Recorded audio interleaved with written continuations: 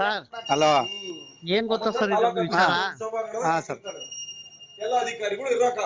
ಕಳೆದ ವರ್ಷ ಅಂದ್ರೆ 2025 ಹಾ 19/7/2025 ಸೀಟ್ ಹಂಚಿಕೆ ಆಯ್ತು. ಹಾ ಆ ಸೀಟ್ ಹಂಚಿಕೆಯಲ್ಲಿ ಪರಿಶಿಷ್ಟ ಪಂಗಡ ಸ್ಥಾನ ಹಾ ಟೋಟಲ್ 346 ಹಾ ಇಡೀ ರಾಜ್ಯಕ್ಕೆ ಕೊಟ್ಟಿದ್ದು. ಹಾ ಅದ್ರಲ್ಲಿ ಹೈದರಾಬಾದ್ ಕರ್ನಾಟಕ ಸಾಮಾನ್ಯ 55, 10 ಗ್ರಾಮೀಣ, 4 ಕನ್ನಡ, ಟೋಟಲ್ 69 ಆಯ್ತು. ಕರ್ನಾಟಕ ಉಳಿದ ಭಾಗದಲ್ಲಿ 222 ಸಾಮಾನ್ಯ ಸೀಟ್ ಆಯ್ತು, ಗ್ರಾಮೀಣಕ್ಕೆ 41 ಆಯ್ತು, ಮತ್ತೆ ಕನ್ನಡಕ್ಕೆ 14 ಆಯ್ತು. ಒಟ್ಟು 227 ಆಯ್ತು, 277 ಆಯ್ತು. ಅದರಲ್ಲಿ 2025 19 7ನೇ ತಿಂಗಳು 2025 ನಮ್ಮ ಸಮಾಜದ ಮಕ್ಕಳಿಗೆ ಒಟ್ಟು ಮೆಡಿಕಲ್ ಸೀಟ್ ಸಿಕ್ಕಿದ್ದು ಕರ್ನಾಟಕದ ನೀಟ್ ನಲ್ಲಿ 9,133 ಅಲ್ಲ 9,133ರಲ್ಲಿ ನಮ್ಮ ಸಮಾಜಕ್ಕೆ ಸಿಕ್ಕಿದ್ದು 346 ಸೀಟ್. ನಿಮ್ಗೆ ಇನ್ನು ಕರೆಕ್ಟ್ ಆಗಿ ಹೇಳ್ಬಿಡ್ತೀನಿ ಅಂದ್ರೆ ಹೋದ್ ಸಾರಿ ನೀಟು 9,133ರಲ್ಲಿ ST ಮಕ್ಕಳಿಗೆ 346 ಆಗಿತ್ತು. ಒಟ್ಟು ನಮ್ಮ ನಿಮ್ಮ ST ಮಕ್ಕಳು ಎಷ್ಟು ಜನ ಬರ್ದಿದ್ರು ಸರ್ ಎಕ್ಸಾಮ್? ಅಂದ್ರೆ ಎಕ್ಸಾಮ್ ಬರ್ದಿರೋದು ಬೇಡ, ಸೀಟ್ ಕೊಟ್ಟಿದ್ದು ಕಳೆದ ಸಾರಿ 346 ಮಕ್ಕಳಿಗೆ ಕಳೆದ ವರ್ಷ ಕೊಟ್ಟಿದ್ರು. ಹೋದ್ ಸರಿ ಟೋಟಲ್ ಸೀಟು ಅನೌನ್ಸ್ ಆಗಿದ್ದು 9,133ರಲ್ಲಿ 3% ಲೆಕ್ಕ ಮಾಡಿದಾಗ 346 ಆಯ್ತು. ಅದು ನಮ್ಗೆ ನಮ್ಮ ಸಂವಿಧಾನದಲ್ಲಿ 3% ಅಂತ ಕೊಟ್ಟಿದ್ರು. ಆದ್ರೆ 2026 8ನೇ ತಿಂಗಳು 8ನೇ ತಾರೀಕು 2026ರಲ್ಲಿ ಸೀಟ್ ಹಂಚಿಕೆ ಆಗಿರ್ತಕ್ಕಂಥದ್ದು ಕರ್ನಾಟಕಕ್ಕೆ 11,225. ಕಳೆದ ಸಾರಿ ಕೊಟ್ಟಿದ್ದು 9,133 ಸೀಟ್ ನಲ್ಲಿ 36 ಜನ ಆಯ್ಕೆ ಆಗಿದ್ರು. 36 ಸೀಟ್ ನಮ್ಮ ಸಮಾಜದ ಮಕ್ಕಳಿಗೆ ಮೆಡಿಕಲ್ ಸೀಟ್ ಸಿಕ್ಕಿತ್ತು. ಈ ಸಾರಿ 11,222 ಸೀಟ್ ಕೊಟ್ಟಿದ್ದಾರೆ ಟೋಟಲ್ ಕರ್ನಾಟಕಕ್ಕೆ. ಈ ಸತಿ ನಮ್ಮ ಸಮಾಜಕ್ಕೆ ಕೊಟ್ಟಿರ್ತಕ್ಕಂಥದ್ದು ಕೇವಲ 178. ಅಂದ್ರೆ ಕಡಿಮೆ ಆಗಿದೆ. ಕಡಿಮೆ 9,133 ಇದ್ದಾಗ 346 ಸೀಟ್ ಕೊಟ್ಟಿದ್ದಾರೆ. ನಿಮ್ಗೆ 11,222 ಈ ವರ್ಷ ಜಾಸ್ತಿ ಮಾಡಿದ್ದಾರೆ. ನೀಟ್ ಸೀಟ್ ನ ಜಾಸ್ತಿ ಕೊಟ್ಟಿದ್ದಾರೆ. ಆದ್ರೆ ನಮ್ಮ ಸಮಾಜದ ಮಕ್ಕಳಿಗೆ ಹೋದ್ ಸರಿ 346 ಕೊಟ್ಟಿದ್ರು, ಈ ಸರಿ ಕೇವಲ 178 ಮಾತ್ರ ಸೀಟ್ ಸಿಕ್ಕಿದೆ. ಅಂದ್ರೆ ಈಗ ನಿಮ್ಮ ಸಮುದಾಯಕ್ಕೆ ಅನ್ಯಾಯ ಆಗಿದೆ. ಅರ್ಧಕ್ಕರ್ಧ ಕಡಿಮೆ ಆಗಿದೆ. ಇದ್ರ ಬಗ್ಗೆ ಈಗ ನಿಮ್ಮ ಸಮುದಾಯದ ಸ್ವಾಮೀಜಿಗಳು ಏನಾದ್ರು ಇದಕ್ಕೆ ಪ್ರತ್ಯುತ್ತರವನ್ನ ಏನಾದ್ರು ನೀಡ್ತಾ ಇದಾರ? ಏನು ನಾನು ಹೇಳ್ತಾ ಇದ್ದೀನಿ ಅಷ್ಟೇ ಸರ್. ನಾನು ಬೇರೆ ಈಗ ನಿಮ್ಮ ಮುಂದಾಳತ್ವದಲ್ಲಿ ಈಗ ಉಗ್ರಪ್ಪನವ್ರಿದ್ರು ವಿಚಾರವಾಗಿ ಉಗ್ರಪ್ಪನವ್ರು ಬಿಟ್ರೆ ಬೇರೆ ಯಾರು ಮಾತಾಡಕ್ ತಯಾರಿಲ್ಲ.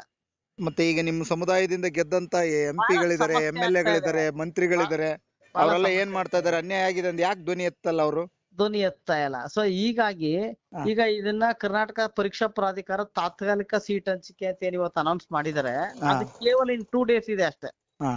ಇನ್ನು 2 ದಿವಸದಲ್ಲಿ ಇದ್ರ ಬಗ್ಗೆ ನಾವು ಪ್ರಶ್ನೆ ಮಾಡಿಲ್ಲ ಅಂತಂದ್ರೆ ನಮ್ಮ ಸಮಾಜದ ಮಕ್ಕಳಿಗೆ ನಿಜಕ್ಕೂ ಸಾಮಾಜಿಕ ನ್ಯಾಯದಿಂದ ವಂಚಿತರಾಗ್ತಾರೆ. ಅಲ್ಲ ಸರ್, ಈಗ ನೀವು ಸಿಗ್ತಕ್ಕಂಥ ಸೌಲಭ್ಯದಿಂದ ನಾವು ವಂಚಿತರಾಗ್ತೀವಿ. ಅಲ್ಲ ಸರ್, ನಿಮ್ ಸಮುದಾಯಕ್ಕೆ ಇಷ್ಟೊಂದು ಅನ್ಯಾಯ ಆಗ್ತಾ ಇದ್ರು, ನಿಮ್ಮ ಸಮುದಾಯದ ಸರ್ಟಿಫಿಕೇಟ್ ಇಟ್ಕೊಂಡು ನಿಮ್ಮ ಸಮುದಾಯದಿಂದ ಗೆದ್ದು ಮಂತ್ರಿಗಳಾಗಿ, ಶಾಸಕರುಗಳಾಗಿ, ಸಚಿವರುಗಳಾಗಿ ಈಗ ಕಾರ್ಯನಿರ್ವಹಿಸ್ತಕ್ಕಂಥವ್ರು ಮೌನ ವಹಿಸಿದ್ದಾರೆ ಅಂದ್ರೆ ಹಾಗಾದ್ರೆ ಅವ್ರಿಗೆ ನಿಮ್ಮ ಸಮುದಾಯ ಬಗ್ಗೆ ಕಾಳಜಿ ಇಲ್ವಾ? ಆ ಮಹನೀಯರಿಗೆ ಇದ್ರ ಬಗ್ಗೆ ಕಿಂಚಿತ್ತು ಕಾಳಜಿ ಇಲ್ಲ. ಹಾಗಾದ್ರೆ ಮತ್ತೆ ಕೇಳ್ಬೋದಲ್ಲ, ನೀವೆಲ್ಲ ಒಗ್ಗಟ್ಟಾಗಿ ನಿಮ್ಮ ಸಂಘಟನೆಗಳು. ಸರ್, ಈಗ ಅನ್ಯಾಯ ಆಗ್ತಾ ಇದೆ. ಸಾಮಾನ್ಯ ಕಟ್ಟ ಕಡೆ ವ್ಯಕ್ತಿ ಗ್ರಾಮೀಣ ಪ್ರದೇಶದ ಮಕ್ಕಳಿಗೆ ಇದರಿಂದ ವಂಚಿತರಾಗಿ, ಅವ್ರ ಶಿಕ್ಷಣದಿಂದ ವಂಚಿತರಾಗಿ ಪಾಪ ಅವು ಬೀದಿ ಪಾಲಾಯ್ತವೆ. ಇದ್ರ ಬಗ್ಗೆ ಯಾರಿಗೂ ಜ್ಞಾನ ಇಲ್ಲ. ಏನ್ ಮಾಡ್ತೀರಾ? ಯಾಕಂದ್ರೆ ಈಗ ನಿಮ್ಮ ಸಮುದಾಯಕ್ಕೆ ಇಷ್ಟೊಂದು ಅನ್ಯಾಯ ಆಗ್ತಾ ಇದೆ, ಅದ್ರ ಬಗ್ಗೆ ಧ್ವನಿ ಎತ್ತದೆ, ಮೌನ ವಹಿಸಿದ್ದಾರೆ ನಿಮ್ಮ ಸಮುದಾಯದ ಶಾಸಕರುಗಳು, ಮಂತ್ರಿಗಳು, ರಾಜಕೀಯ ನಾಯಕರುಗಳು. ದೊಡ್ಡ ದೊಡ್ಡ ಶ್ರೀರಾಮುಲು ಅವ್ರು ಇದಾರೆ, ದೊಡ್ಡ ದೊಡ್ಡ ಸತೀಶ್ ಜಾರಕಿಹೊಳಿ ಅವ್ರು ಇದಾರೆ, ರಾಮಚಂದ್ರ ಇವ್ರು ಇದಾರೆ, ಬಹಳಷ್ಟು ಜನ, ರಮೇಶ್ ಜಾರಕಿಹೊಳಿ ಅವ್ರು ಇದಾರೆ. ಕೇಳ್ತಾ ಇಲ್ಲ. ಯಾಕೆ ಕೇಳ್ತಾ ಇಲ್ಲ? ಈಗ ಅವ್ರನ್ನ ನಾವು ಕೇಳಲ್ಲ ಅಂತ ಏನ್ ಮಾಡ್ತೀರಿ? ಈಗ ಹಾಗಲ್ಲ, ಈಗ ನಿಮ್ಮ ಸಮುದಾಯದಿಂದ ನೇಮಕ ಮಾಡಿರ್ತಕ್ಕಂತ ಸ್ವಾಮೀಜಿಗಳಿದಾರಲ್ಲ, ಅವ್ರಾದ್ರೂ ಮುಂದ್ ಬರ್ಬೋದಾಯ್ತಲ್ವಾ? ಕೇಳ್ಬೋದಾಯ್ತಲ್ಲ, ಅವ್ರ ಮರಿ ಏನಾದ್ರು ಹೋಗ್ಬೋದಾಯ್ತಲ್ವಾ? ಇದ್ರ ಬಗ್ಗೆ ಮಾಹಿತಿ ಇದೆಯೋ ಇಲ್ವೋ ಅದು ಗೊತ್ತಿಲ್ಲ. ಹಾಗಲ್ಲ, ಈಗ ನೀವು ಈಗ ಅವ್ರ ಗಮನಕ್ಕೆ ತರ್ಬೋದಾಗಿತ್ತಲ್ವಾ? ಇಲ್ಲ ಅವ್ರಿಗೆಲ್ಲ ಅಲ್ಲ ಮಾಹಿತಿ ಸಾಮಾನ್ಯವಾಗಿ ಅದೆಲ್ಲ ಕಲೆಕ್ಟ್ ಮಾಡ್ಕೊಂಡು ಇರ್ತಾರ ಅವ್ರು, ಹೇಳಕ್ ಆಯ್ತಾ ಇಲ್ಲ ಅವ್ರ ಕೈಲಿ, ಹೇಳಕ್ ಯಾಕೆ? ಆಗ್ತಾ ಇಲ್ಲ. ಯಾಕೆ ನಿಮ್ ಆಗ್ತಾ ಇಲ್ಲ. ಸಮುದಾಯದ ಮಕ್ಕಳಿಗೆ ಈಗ ಅನ್ಯಾಯ ಆಗುತ್ತಿದೆ, ನಿಮ್ ಸಮುದಾಯದ ವಿದ್ಯಾರ್ಥಿಗಳಿಗೆ, ಓದುವಂತ ವಿದ್ಯಾರ್ಥಿಗಳಿಗೆ ಈಗ ಅನ್ಯಾಯ ಆಗ್ತಾ ಇದೆ ಅಂದಾಗ ಹೌದು ನಿಮ್ಮ ಸಮುದಾಯದ ಸ್ವಾಮೀಜಿಗಳು ಈಗ ಸರಿಸುಮಾರು 19 ಜನ ಏನೋ ಸ್ವಾಮೀಜಿಗಳಿದಾರೆ ಅಂತ ಹೌದು ಒಂದ್ ಟೈಮ್ ಕೇಳಿದ್ ನೆನಪಿದೆ ಇದೆ ನಿಮ್ಮ ಇದೆ. ಸಮಾಜದಲ್ಲಿ. ಹೌದು ಮತ್ತ 19 ಜನನು ಯಾಕೆ ಮೌನ ವಹಿಸಿದ್ದಾರೆ? ಏನ್ ಮಾಡ್ತೀವಿ ಸರ್, ಈಗ ನಾವ್ ಏನ್ ಮಾಡೋಣ ಸರ್?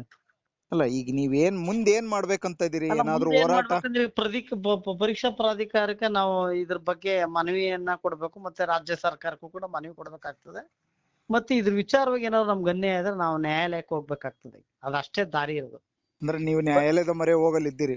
ಖಂಡಿತ ಹೋಗ್ಲೇಬೇಕು. ಈಗ 346 9,133 ಸೀಟು ಒಟ್ಟಿಗೆ ಕರ್ನಾಟಕ ಕೊಟ್ಟಿದ್ರಲ್ಲಿ 346 ಕೊಟ್ಟವ್ರೆ. ಈ ವರ್ಷ 2,000ಕ್ಕೂ ಅಧಿಕ ಸೀಟು ಜಾಸ್ತಿ ಕೊಟ್ಟವ್ರೆ. 11,225 ಕೊಟ್ಟಿದ್ದಾರೆ. 346 ಕೊಟ್ಟಿದ್ರು ಕಳೆದ ಬಾರಿ, ಈ ವರ್ಷ ಕೇವಲ 178 ಕೊಟ್ಟಿದ್ದಾರೆ. ಅಂದ್ರೆ ಅರ್ಧಕ್ಕರ್ಧ ಸೀಟ್ ಕಡಿಮೆ ಕಡಿಮೆ ಆಗ್ತದೆ. ಮಾಡಿ ಅಂದ್ರೆ ನಿಮ್ಮ ಸಮುದಾಯವನ್ನ ತುಳಿಲೇಬೇಕು ಅಂತ ನಿರ್ಧಾರ ಮಾಡಿದ್ದಾರೆ ಸರ್ಕಾರ ಅಂತ. ಟಾರ್ಗೆಟ್ ಮಾಡೇ ಕೊಡ್ತಿರೋದು ಬಸ್ಸು. ಆಮೇಲೆ ಇನ್ನೊಂದ್ ಏನಾಗುತ್ತೆ ಅಂದ್ರೆ, ಹ. ಖಾಸಗಿ ಶಿಕ್ಷಣ ಸಂಸ್ಥೆಗಳಿಗೆ ಉಳಿಕೆ ಇರ್ತಕ್ಕಂಥ ಸೀಟ್ಗಳನ್ನ ಇವರು ಮಾರಿದ್ದಾರೆ ಹಣಕ್ಕೋಸ್ಕರ. ಇವತ್ತು ರಾಜ್ಯ ಸರ್ಕಾರ ಈ ಸೀಟ್ಗಳನ್ನ ಮಾರಿ ಇದರಲ್ಲಿ ಖಾಸಗಿ ಶಿಕ್ಷಣ ಸಂಸ್ಥೆಯವರು ಡೆವಲಪ್ಮೆಂಟ್ ಆಗೋದಕ್ಕೆ ಇವರು ದಾರಿ ಮಾಡ್ಕೊಡ್ತಾರೆ. ಅದ್ರಲ್ಲಿ ನಿಜವಾಗ್ಲೂ ನಮ್ಮ ಸಮಾಜದ ಮಕ್ಕಳಿಗೆ ಅನ್ಯಾಯ ಆಗ್ತಾ ಇದೆ. ಇದನ್ನ ಈ ರಾಜ್ಯ ಸರ್ಕಾರ ಕೂಡ್ಲೆ ಇದನ್ನ ಪರಿಶೀಲನೆ ಮಾಡಿ, ಏನು ಕಳೆದ ಬಾರಿ 346 ಕೊಟ್ಟಿದ್ದೀರಿ, 9,133 ಸೀಟ್ಗೆ ಅಷ್ಟು ಕೊಟ್ಟಿದ್ರಿ, ಈ ವರ್ಷ 11,225ಕ್ಕೆ ನೀವ್ ಎಷ್ಟು ಕೊಡ್ಬೇಕು. ಸೊ ಕಳೆದ ಬಾರಿ ಕೊಟ್ಟಿರ್ತಕ್ಕಂಥದಕ್ಕೆ ಜಾಸ್ತಿ ಕೊಡ್ಬೇಕು ಹೊರತು 11,000 ಸೀಟ್ ಆಗಿದೆ.